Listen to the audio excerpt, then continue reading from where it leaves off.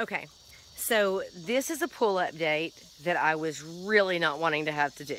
However, because of the fact that I really believe in natural pools and I really want other people to look into them and see the benefits of the natural pools, I am going to go ahead and give you another update on where we are right now. I was going to do an update today on the awesome features that we have added.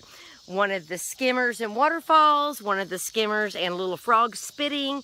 It was going to be terrific. However, we have come up with an issue today.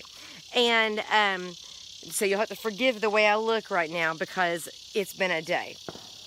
We've got a leak.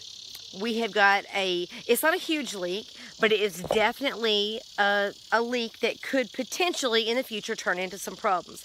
So we are going to stop and regroup. Now, I'm not one, call it a personal character flaw. I'm not one that likes to admit failure. But, and I'm not going to call this a failure. I'm going to call this an issue. So what we are doing right now is we are going to drain part of the pool.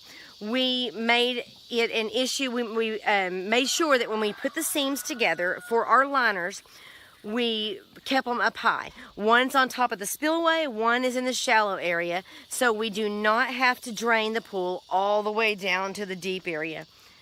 Are you coming over here? I am. Okay, so my daughter's here to help me. But we're gonna have to drain the pool down to at least past the shallow area. We're going to reinforce the seams. We were kind of worried a little bit when we did the seams because of how much liner is there. There is a lot of liner in the way and it ends up making wrinkles. So we were a little bit concerned that it could possibly make an area where there could be a leak. And sure enough, we've got a little leak. Now, like I said, it's not a huge deal, but it could be in the future. So we're going to go ahead and drain it down. My husband's gotten the hoses out and started siphoning. So now we're going to move. Let me show you. This is the walkway. It was underwater.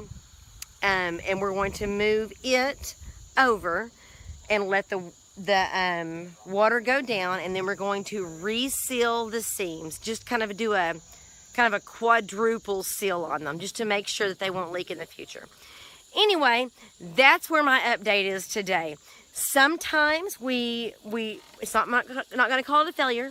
Sometimes we come up against issues and we have to work really hard to get through them. And that's what we're doing today.